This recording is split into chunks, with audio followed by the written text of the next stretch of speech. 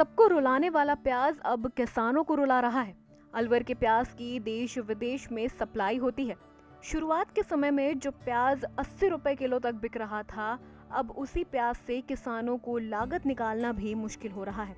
अलवर में महाराष्ट्र, मध्य प्रदेश, आंध्र प्रदेश के प्याज खराब होने के चलते अलवर की प्याज की डिमांड बढ़ गई थी।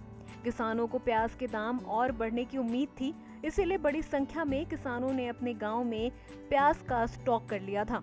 लेकिन अचानक प्याज के दामों में भारी गिरावट आई है। इन दिनों में जो प्याज चलती है अलवर की, उसको पूरे भारतवर्ष में खैरतल की प्याज से नाम से जाना जाता है। इन दिनों में हमारे यहाँ जो प्याजों के भाव गिर रहे हैं, उससे किसान बड़ा चिंतित है। इस समय अलवर मंडी में प्याज थोक रेट में 12 से 17 रुपए तक बिक रही है। ऐसे में किसान को प्याज के बेहतर दाम नहीं मिल रहे हैं। किसानों की माने तो 1 बीघा प्याज की फसल की बुआई में 50 से 60 हजार रुपए का खर्च आता है, लेकिन प्याज के मिल रहे दामों में किसानों का खर्चा भी नहीं निकल रहा। क्योंकि किसान को लागत मूल्य का बराबर भी नहीं मिल रहा है। इस समय प्याज में जो 300-400-500 का जो भाव है, उसमें लागत मूल्य, मेहनत, खाद वगैरह, रासायनिक उर्वरक जो भी दिया जाता है, उसके लेवल लगा के उसकी भरपाई भी नहीं हो पा रही है। प्याज का जो भाव था वो रहा 400 रुपये मन से लेकर 700 रुपये मन।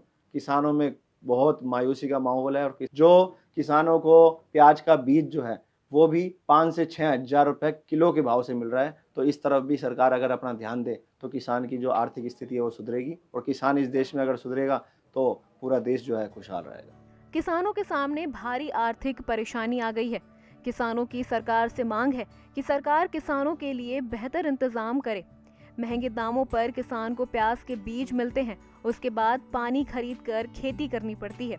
साथ ही फसल की बुवाई और कटाई के समय श्रमिकों की आवश्यकता होती है। इन सब में खासा खर्चा होता है। इस दौरान फसल में खाद भी डालनी पड़ती है। साथ ही किसान की माने तो सरकार को बाजार में प्याज का एक निर्धारित मूल्य रखना चाहिए। साथ ही सरकार को प्याज की खरीदी भी करनी चाहिए, जिससे किसानों को नुकसान होने पर उसकी भरपाई हो सके। ईटीवी भारत के लिए अलवर से हिमांशु शर्मा की रिपोर्ट।